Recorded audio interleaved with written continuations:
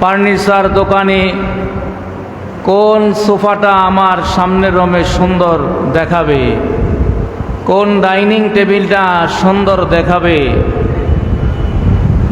এখানে টাকা পয়সার প্রশ্ন নাই, যত টাকা লাগে কিন্তু সুন্দর হওয়া লাগে। কি হওয়া লাগবে? আমার কোন ফ্রিজটা হইলে ঘরের মধ্যে সুন্দর দেখা যাবে, কোন আলমারিটা হলে, কোন শোকেসটা হলে সুন্দর দেখা যাবে। টাকার প্রশ্ন নাই। আমরা আমাদের দুনিয়ার ঘর সুন্দর করার জন্য দোকানে দোকানে ঘুরি। আমরা ভাবি আমার ঘরটা কেমন সুন্দর হয়, আমার ঘরটা যেন সুন্দর হয়। এইভাবে আমরা দুনিয়ার ঘর সুন্দর করায় ব্যস্ত রয়েছি, দুনিয়ার বাড়ি গাড়ি করার পিছনে ব্যস্ত রয়েছি। কিন্তু আমাদের হায়াত যে চলে যাচ্ছে, আমরা একটা বারো এই মৃত্যুর পরে আল্লাহ পাক আমাদের জন্য যে জান্নাতের ব্যবস্থা রেখেছেন, এই জান্নাতে সাজানোর জন্য একটু আমরা চিন্তা করার সময় পাই না। কোন আমলটা করলে জান্নাতটা আমার সুন্দর করে সাজানো হবে, কোন নামাজটা পড়লে আমার জান্নাতটা আরো একটু ভালো হবে, আমি কোন তাসবিহটা পড়লে আমার জান্নাতের মর্যাদা, জান্নাতের স্থান আরো বৃদ্ধি পাবে, কতটুকু কোরআন তেলাওয়াত করলে আমি জান্নাতে আরেকটু ভালো থাকতে পারবো। কারণ সেখানের কোনো সময়ের নির্দিষ্ট মেয়াদ নাই। আমরা ওই জান্নাতে কিভাবে আমার আসবাবপত্র সুন্দর হবে, জান্নাতের নিয়ামত কিভাবে বেশি পাবো, জান্নাতে কিভাবে সুখে থাকবো, একটু পর্যন্ত আমরা সেই চিন্তা করার আমাদের হাতে সময় নাই। কিন্তু যেই দুনিয়ার ঘরে আমি 5 বছর 6 বছর 10 বছর থাকবো, সেই দুনিয়ার ঘরের ফার্নিচারের পিছনে দৌড়াইতে দৌড়াইতে আমার হায়াত শেষ। কথা বলেন ঠিক কিনা? কিন্তু আমরা যদি দেখি রাসূলুল্লাহ সাল্লাল্লাহু তাআলা আলাইহি ওয়াসাল্লামের সাহাবায়ে কেরাম এবং রাসূলুল্লাহ সাল্লাল্লাহু আলাইহি ওয়াসাল্লাম নিজেও, ওনাদের আমলগুলো কি ছিল? ওনারা কি দুনিয়ার ফার্নিচারের পিছনে দৌড়াইছেন নাকি জান্নাতের ফার্নিচারের পিছনে দৌড়াইছেন? বেশি বেশি কোরআন শরীফ পড়তেন। কি করতেন? রাসূলুল্লাহ সাল্লাল্লাহু আলাইহি ওয়াসাল্লাম মাহে রমজান আসলে বেশি বেশি কোরআন তেলাওয়াত করতেন। এবং কানা জিবরিলু ইয়ালকাহু ফি কুল্লি লাইলাতিন মিন রমজান ফায়ুদারিসুহুল কোরআন। জিবরাইল আলাইহিস সালাম রমজান মাসের প্রত্যেক রাত্রে আসতেন। আসার পরে আল্লাহর হাবিব সাল্লাল্লাহু আলাইহি ওয়াসাল্লাম এই জিবরাইল আলাইহিস সালামের সামনে কোরআন তেলাওয়াত করে শুনাইতেন। আবার জিবরাইল শুনাইতো, একজন আরেকজনকে এইভাবে রাত্রি ব্যাপী কোরআন তেলাওয়াত করে শুনাইতেন। জোরে বলেন না সুবহানাল্লাহ। আল্লাহর হাবিব সাল্লাল্লাহু আলাইহি ওয়াসাল্লাম 2 নাম্বার আমল যেটা করতেন সেটা হলো বেশি বেশি দান করতেন। বেশি বেশি কি? মাহে রমজানের এখন শেষ সময়, আমাদের ত্রুটি বিচ্ছুতি ভুল ত্রুটি থাকতে পারে, ঠিক কিনা? আমরা যে রমজানের হক পরিপূর্ণ আদায় করেছি তার কোনো গ্যারান্টি আমরা দিতে পারবো না। এজন্য এই মুহূর্তে আমরা বেশি বেশি দান করতে হবে। কি করতে হবে? হযরত আব্দুল্লাহ ইবনে আব্বাস রাদিয়াল্লাহু তাআলা থেকে হাদিস, কল কানা রাসূলুল্লাহ সাল্লাল্লাহু আলাইহি ওয়াসাল্লাম আজওয়াদুন নাস ওয়া কানা আজওয়াদু মা ইয়াকুনু ফি রমজান হিনা ইয়ালকাহু জিবরাইল। রাসূলুল্লাহ সাল্লাল্লাহু আলাইহি ওয়াসাল্লাম 11 মাস যেইভাবে দান করতেন, রমজান আসলে বেশি বেশি দান করতেন। সুবহানাল্লাহ কন্যা। এবং যখন জিবরাইলের সাথে সাক্ষাৎ হতো তখন আরো বেশি দান করতেন। আল্লামা হাফেজ শেখুল হাদিস আল্লামা হাফেজ ইবনে হাজার আসকালী রহমতুল্লাহ আলাইহি বুখারী শরীফের শরহ ফাতহুল বারীতে তিনি বলেন, আন্নাহু ফিল জুদে বিল মাল আসরাউ মিনার রিহিল মুরসিলা। রাসূলুল্লাহ সাল্লাল্লাহু আলাইহি ওয়াসাল্লাম দক্ষিণ দিক থেকে প্রচণ্ড ঝড় বাতাসে যেইভাবে প্রচণ্ড বেগে বাতাস প্রবাহিত হয়, আল্লাহর হাবিব সাল্লাল্লাহু আলাইহি ওয়াসাল্লাম যখন রমজান মাস আসতো তখন ওই বাতাসের গতিতে তিনি দান করতেন। সুবহানাল্লাহ বলেন না? অর্থাৎ নবীজি রমজান আসলে অকাতরে কি করতেন? দান করতেন। এরপরে 3 নাম্বার আমল, আল্লাহর নবী সাল্লাল্লাহু তাআলা আলাইহি ওয়াসাল্লাম মাহে রমজানের যখন শেষ দশক আসতো, ওই শেষ দশকে আল্লাহর হাবিব সারা রাত্র দাঁড়ায়া আল্লাহর ইবাদত করতে। কোন দশকে? শেষ দশকে ইতিকাফ করতেন, সারা রাত্র ইবাদত করতেন। শুধু তাই নয়, ও আই কাজা আহালাহু ওয়া জাদ্দা ওয়া শাদ্দাল মিজান। নবীজি সাল্লাল্লাহু আলাইহি সাল্লাম এমনভাবে সারা রাত ইবাদত করতেন, পরিবার পরিজন তাদেরকেও জাগাইয়া দিতেন এবং কোমরের মধ্যে ভালো করে নবীজি লুঙ্গিটাকে মজবুত করে বেঁধে নিতেন। কি করতেন? বেঁধে নিতেন, যাতে করে বারবার লুঙ্গি গিটটা দিতে না হয়। এজন্য লুঙ্গি পর্যন্ত বেঁধে দিতেন, যাতে লুঙ্গি না ছুড়ে সারা রাত্র এইভাবে রাসূল ইবাদত করতেন। যেরকম সুবহানাল্লাহ। আল্লাহর হাবিব সাল্লাল্লাহু আলাইহি সাল্লাম 4 নাম্বার যে আমলটা করতেন, রমজান মাস আসলে তিনি বেশি বেশি দোয়া করতেন। কি করতেন? বেশি বেশি আল্লাহ পাকের দরবারে দোয়া করতেন। আল্লাহ পাকের দরবারে নিজের উম্মতের জন্য তিনি বেশি বেশি কাঁদতেন। তবে যেই দোয়াটা বেশি রাসূলুল্লাহ সাল্লাল্লাহু আলাইহি ওয়াসাল্লাম করতেন, সেটা হলো আল্লাহুম্মা ইন্নাকা আফুউন তুহিব্বুল আফওয়া ফাআফু আন্নী। হযরতে আবু বকর সিদ্দিক রাদিয়াল্লাহু তাআলা আনহু ওনাকে প্রশ্ন করেছেন আমার নবীজি। নবীজি বলেন, হে আবু বকর, মান আসবাহা মিনকুমুল ইয়াউমা সায়মান, কোন ব্যক্তি আজকে সকাল বেলায় ঘুম থেকে রোজা রাখা অবস্থায় উঠেছে? ক্বালা আবু বকরিন আনা। আবু বকর জবাব দিলেন, ইয়া রাসূলুল্লাহ, আজকে সকালে রোজা রাখা অবস্থায় আমি আবু বকর ঘুম থেকে উঠেছি। আমার নবী প্রশ্ন করলেন, ক্বালা ফামান তাবিয়া মিনকুমুল ইয়াউমা জানাজা, আজকের এই দিনে কোন ব্যক্তি একটা জানাজার নামাজে অংশগ্রহণ করেছে? ক্বালা আবু বকরিন আনা। আবু বকর জবাব দিল, ইয়া রাসূলুল্লাহ, আজকে আমি আবু বকর একটা জানাজায় অংশগ্রহণ করেছি। এরপরে আমার নবী প্রশ্ন করলেন, মান আদা মিনকুমুল ইয়াউমা মারিদা, আজকে কোন সাহাবী একজন রোগীর সেবা করেছে, একজন রোগীকে দেখতে গিয়েছে? যেরকম সুবহানাল্লাহ। আজকে কোন সাহাবী একজন রোগীকে দেখতে গিয়েছে? আমরা তো এখন মানুষ মারা গেলেও যাই না। কথা কোন না কেন? মানুষ মারা গেল, রোগী তো দেখা দূরের কথা, এখন মানুষ মারা গেলেও আমরা জানাজায় যাই না। আমার নবী প্রশ্ন করেছেন, আজকে কোন সাহাবী একজন রোগী দেখতে গিয়েছে? আবু বকর সিদ্দিক বলেন, ইয়া রাসূলুল্লাহ, আজকে আমি আবু বকর একজন রোগীর সেবা করেছি। আবু বকরের শোনা, যেই ব্যক্তির মধ্যে এই গুণগুলো পাওয়া যাবে, যেই গুণগুলোর কথা আমি বলেছি, ওই ব্যক্তির মধ্যে এই গুণগুলো পাওয়া গেলে আল্লাহর জান্নাতের মধ্যে সে অনায়াসে প্রবেশ করবে। আল্লাহর জান্নাতে যাওয়ার জন্য তার আর কোনো চিন্তা করতে।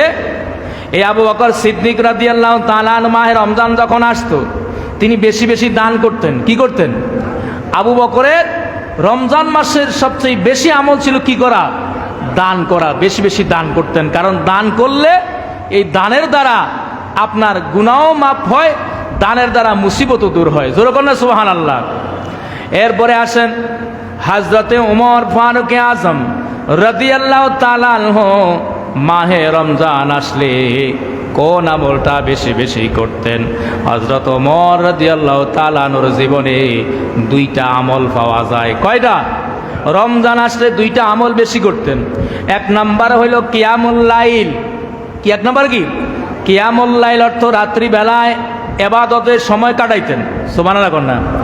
2 নাম্বার হলো কোরআন তেলাওয়াত। 2 নাম্বারে কি? বেশি বেশি কোরআন তেলাওয়াত করতেন।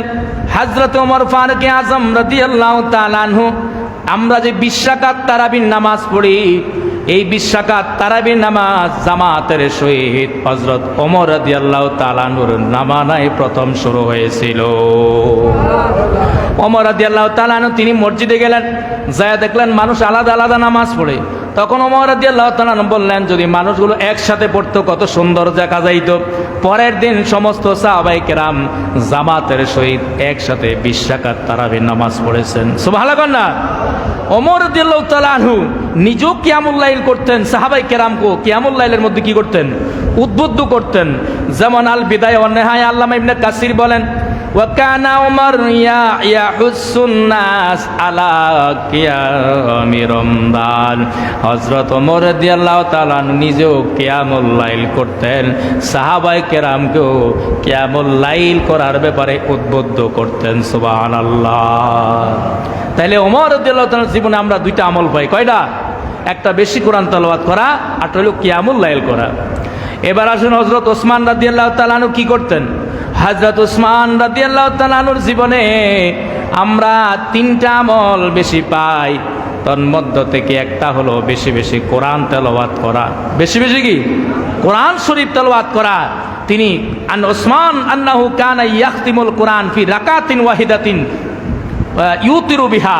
হযরত ওসমান রাদিয়াল্লাহু তাআলা এত বেশি কোরআন তেলাওয়াত করতেন, রমজান মাসে যখন তিনি নামাজে দাঁড়াইতেন 1 রাকাতে 1 খতম কোরআন শরীফ পড়তেন। সুবহানাল্লাহ না? কয় রাকাতে? আমরা তো এখন 27 দিনে কোরআন খতম হয়, তাও আমরা দাঁড়াইতে পারি না, 8 রাকাত পড়ে আমরা চলে যাই। কথা কন না কেন? অথচ হযরত ওসমান রাদিয়াল্লাহু তাআলা আনহু হাফেজ কোরআন, তিনি 1 রাকাতে 1 খতম কোরআন শরীফ পড়তেন। সুবহানাল্লাহ না? এবং হযরত ওসমান রাদিয়াল্লাহু তাআলা আনহু ওনার 2 নাম্বার আমল ছিল কিয়ামুল লাইল করা, রাত্রে সারা রাত ইবাদত করা।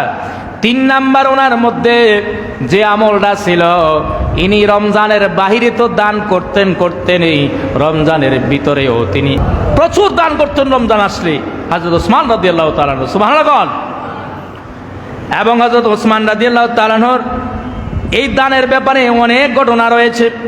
আমার নবী যখন মদিনায় হিজরত করলেন, সাহাবায়ে কেরামের পানির সংকট হয়ে গেল।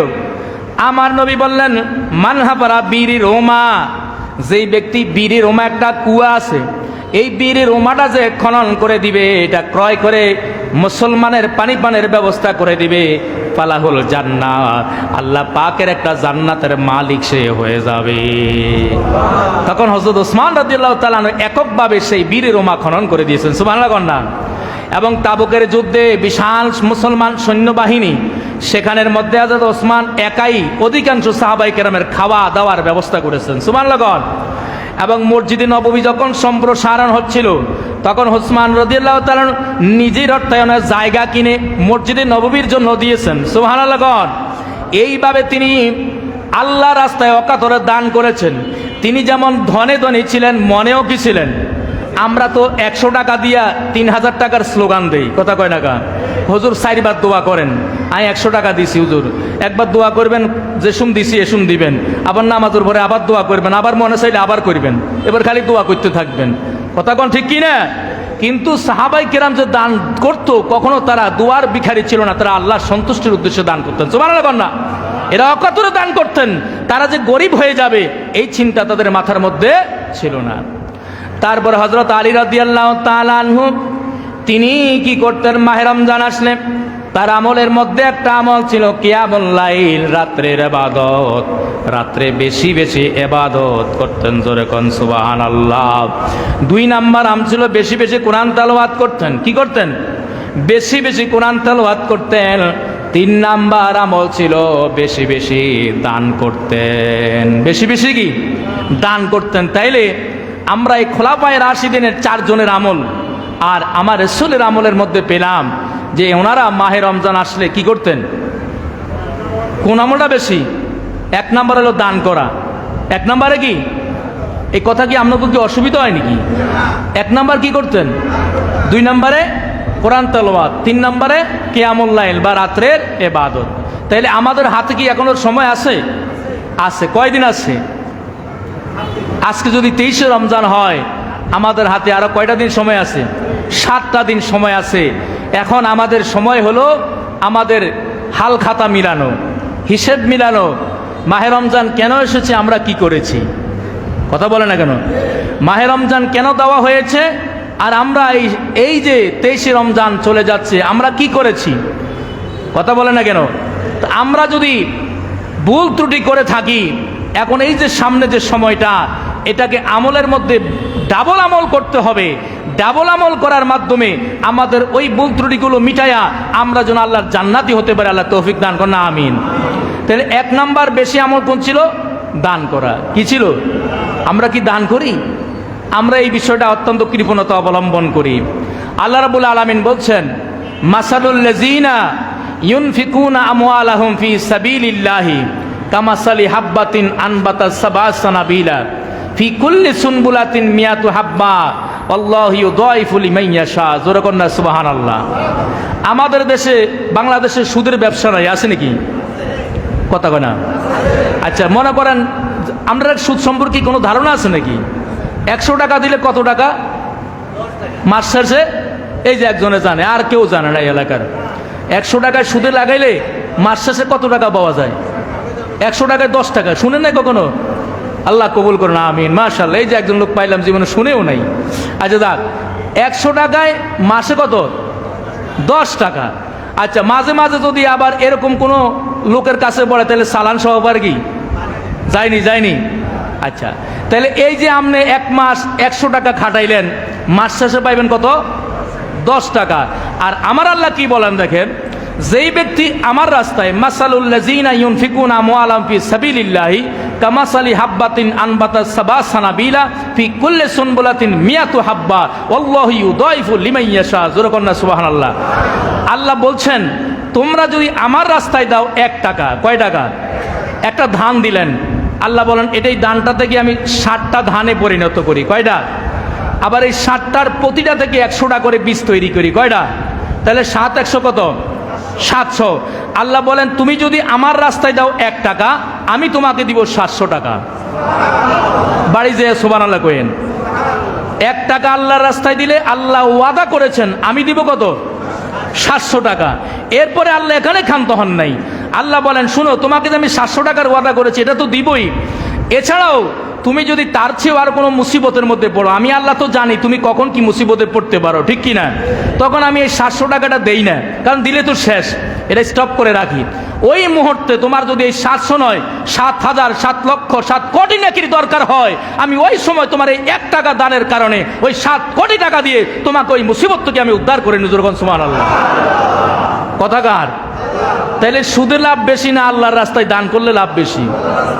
হযরত ওসমান রাদিয়াল্লাহু তাআলা আনহু, তিনি যখন মদিনাতে অনেক অভাব দেখা দিল, দুর্ভিক্ষ দেখা দিল, দেখা দেওয়ার পরে হযরত আবু বকর সিদ্দিক রাদিয়াল্লাহু তাআলা খেলাফত আমলে, তখন টাকা পয়সাওয়ালা মানুষ কম, হযরত ওসমান রাদিয়াল্লাহু তাআলা বাহির দেশ থেকে বিপুল পরিমাণ খাদ্যশস্য আনলেন। আনার পরে লোকজন শুনলেন যে হযরত ওসমান বিপুল পরিমাণ খাদ্যশস্য আনছে, তখন তারা কি করলেন? সবাই উসমানের ওখানে যায় ভিড় করলো যে আমাদেরকে দেন, খাদ্যশস্য দেন। কিন্তু সবার কাছে টাকা কম, যেই দামে কিনছে এই অর্থ দিয়ে কেনার মতো সেই সক্ষমতা কারো নাই। তখন সবাই আসছে দলবদ্ধভাবে, দেন। কয় কি টাকা আনছো বলো? এই আনছি। কয় না, আমি এই দামে বিক্রি করব না। যেই ব্যক্তি 1 ধড়া আমার কাছে 700 টাকা দিতে পারবে, আমি একমাত্র তার কাছেই বিক্রি করব। সুবহানাল্লাহ না? এখন কারো কাছেই এই টাকা নাই, সবাই বেজার হয়ে গেছেন। ওনার মাল উনি না দিলে কি নেওয়া যাবে? তখন ওসমান রাদিয়াল্লাহু তাআলা সবাই চলে যাওয়ার পরে আবার সবাইকে ডাকলেন। সুবহানাল্লাহ না? সবাইকে ডেকে তিনি এখন আর 1 পয়সাও নিলেন না, বিনা পয়সায় যার যা দরকার সব দিয়ে দিলেন।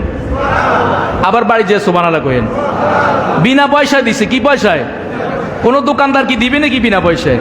রমজান আসলে আরো 4 গুণ লাভের চিন্তা করে। কথা কয় না কা? ওসমান রাদিয়াল্লাহু তাআলা সব দিয়া দিলেন। এখন সবাই প্রশ্ন করলো, হুজুর আপনি এর আগে 1 দড়া চাইলেন 700 টাকা, আর এখন যে 1 টাকাও নিলেন না, সব এমনি দিয়ে দিলেন, এটা কিছুই বুঝলাম না, ব্যাপারটা কি? কয় আরে বোকা, আমি ওসমান বিনা লাভে কাজ করি না, আমি ওয়াদা করছি 700 টাকায় বিক্রি করবো, আমি 700 টাকায় বিক্রি করছি। সুবহানাল্লাহ না? কয় টাকায় বিক্রি করছি? কই আমাদের কাছ থেকে তো আপনি কোনো টাকা নিলেন না, কেমনি বিক্রি করলেন আপনি? কয় না, আমার আল্লাহ আমাকে ওয়াদা করেছেন আমার রাসূলের মাধ্যমে, যেই ব্যক্তি 1 টাকা আল্লাহর রাস্তায় দিবে আমি তাকে 700 টাকা দিব। আমি তোমাদের কাছে বিক্রি করি নাই, আমি আমার মুনিবের কাছে বিক্রি করেছি। সুবহানাল্লাহ। কার কাছে? বিশ্বাস হয় না আপনাদের মনে হয়? আল্লাহ যে দিবে বিশ্বাস হয় না, তাহলে দেন না কেন? বেশি বেশি দিবেন, বেশি বেশি দান করবেন। দেখেন এখনো অনেকে জাকাত আদায় করেন, এরকম আছে না? আহা, কোটি কোটি টাকা ব্যাংকে, হ্যাঁ, স্বর্ণ ঘরের মধ্যে পড়ে রয়েছে, জাকাত আদায় করে না, সম্পদ কমে যাবে বলে। নাউজুবিল্লাহ কর না। জাকাত দিলে কি সম্পদ কমে না বাড়ে? কিন্তু আপনি একটু চিন্তা করলেন, ওই যে আমি বললাম আমরা দুনিয়ার ঘর সাজানোর চিন্তায় ব্যস্ত থাকি। কোন ফার্নিচারটা আমার সামনের রুমটা সুন্দর দেখা যাবে, কোন সোফাটা সুন্দর দেখা যাবে, কোন ডাইনিং টেবিলটা সুন্দর দেখা যাবে, সেগুন কাঠ না মেহগুনি কাঠ, দোকানদার এবারে সুন্দর করে দিও, আমার সামনের রুমে মেহমান আসি বসবে। কিন্তু আপনি যেই জান্নাতে থাকবেন, একটাবার ওই জান্নাত সাজানোর জন্য আপনার ব্রেনের মধ্যে 1 মিনিট চিন্তা করার সময় হয় নাই, ঠিক কিনা? দুনিয়ার ঘর সাজানোর ব্যস্ত আছেন, আখিরাতের ঘর সাজানো আপনি ভুলে গেছেন। কথা কন না কেন? কেমনে দুনিয়ার ঘর সাজাইবেন এই চিন্তায় ব্যস্ত আছেন, কিন্তু আখিরাতের ঘর যে বরবাদ হয়ে যাচ্ছে তার কোনো খবর নাই। কথা কন ঠিক কিনা? আমার আল্লাহ কি বলেন দেখেন, সূরা তাওবার 34 নম্বর আয়াতে, আল্লাযীনা ইয়াকনিজুনা যাহাবা ওয়াল ফিদ্দা ওয়ালা ইউনফিকুনা ফি সাবিলিল্লাহি ফাবাশশিরহুম বিআযাবিন আলীম। যারা ঘরের মধ্যে স্বর্ণ রূপা জমা করে রাখবে, ধন সম্পদ জমা করে রাখবে, ইয়া রাসূলুল্লাহ আপনি তাকে জাহান্নামের যন্ত্রণাদায়ক শাস্তির শুভ সংবাদ দেন। নাউজুবিল্লাহ কয় না? কিসের শাস্তি? যন্ত্রণাদায়ক শাস্তি। কেমন শাস্তি? বলে ইউহমা ইয়াউমা ইউহমা আলাইহা ফি নারে জাহান্নামা ফাতুকওয়া বিহা জিবাহুহুম ওয়া জুনুবুহুম ওয়া জুহুরুহুম হাযা মা কানাসতুম লিআনফুসিকুম ফাযুকু মা কুনতুম তাকনিজুন। এবং এই সম্পদগুলো আপনি যেগুলা কি টাকা ব্যাংকে জমায় রাখছেন, জাকাত দিলেন না, তারপরে স্বর্ণ অলংকার জমায় রাখছেন, জাকাত দিলেন না, এগুলাকে কিয়ামতের ময়দানে আগুনের মধ্যে উত্তপ্ত করা হবে। কি করা হবে? উত্তপ্ত করে আপনার কপালে, আপনার পিঠে এগুলা দিয়ে সেঁক দেওয়া হবে। কি দেওয়া হবে? সেঁক দেওয়া হবে। আর বলা হবে হাজা মা কানাসতুম ফাযুকু মা কুনতুম তাকনিজুন। এ আল্লাহর বান্দা, আমি আর কিছু না, আমি তোমার সঞ্চিত সম্পদ, আজকে তুমি মজা ভোগ করো। কি ভোগ করো? মজা ভোগ করো। রাসূলের হাদিসে এসেছে এগুলো বিশাল বিষাক্ত সাপে পরিণত হবে, আপনার গলা ফেঁসাইয়া ধরবে, ধরে আর এইভাবে দংশন করবে, বলবে আমি তোমার সম্পদ, আমি তোমার অলংকার, আমি তোমার সম্পদ। নাউজুবিল্লাহ কন্যা। কোটি কোটি এই মানুষের সামনে হাসরের ময়দানে বলবে আমি তোমার সম্পদ, আমি তোমার স্বর্ণ, আমি তোমার রৌপ্য, আর এইভাবে দংশন করতে থাকবে। নাউজুবিল্লাহ কন্যা। জাকাত আদায় করে না। যদি জাকাত দিত তাইলে এই বাংলাদেশে একটা মানুষও গরিব, কথা কন না কেন, হাজার হাজার মিলিয়ন বিলিয়ন ট্রিলিয়ন টাকার মালিক জাকাত দেয় না, আরো গরিবের হক কেমনে খাবে সেই চিন্তায় ব্যস্ত, ঠিক কিনা? আপনার আশেপাশে এরকম অনেক পয়সাওয়ালা আছে, জাকাত দেয় না, চিন্তা করে আমি কত ধনী হয়েছি, আরো হয়ে যায়, আমার পার্শ্ববর্তী সে কত গরিব, আরো গরিব হয়ে যাক। কথা কন না কেন? আপনি দিবেন 1 টাকায়, আল্লাহ দিবে কয় টাকা? যাদের বিশ্বাস তারাই দান করবে, ঠিক কিনা? আপনি যত দান করবেন আল্লাহ তত বাড়াইয়া দিবে, তত বাড়াইয়া দিবে। কারণ এই সম্পদটা দিল কে? না আপনি মালিক। মালিক কে? তো আল্লাহ দিছেন, আল্লাহ বলেন তুমিও দাও। দিছেন কে? আল্লাহ দিয়া বলতেছেন তুমিও দাও। তুমি দিবার সামনে দিয়া পিছন দিয়ে আমি তোমাকে দিব।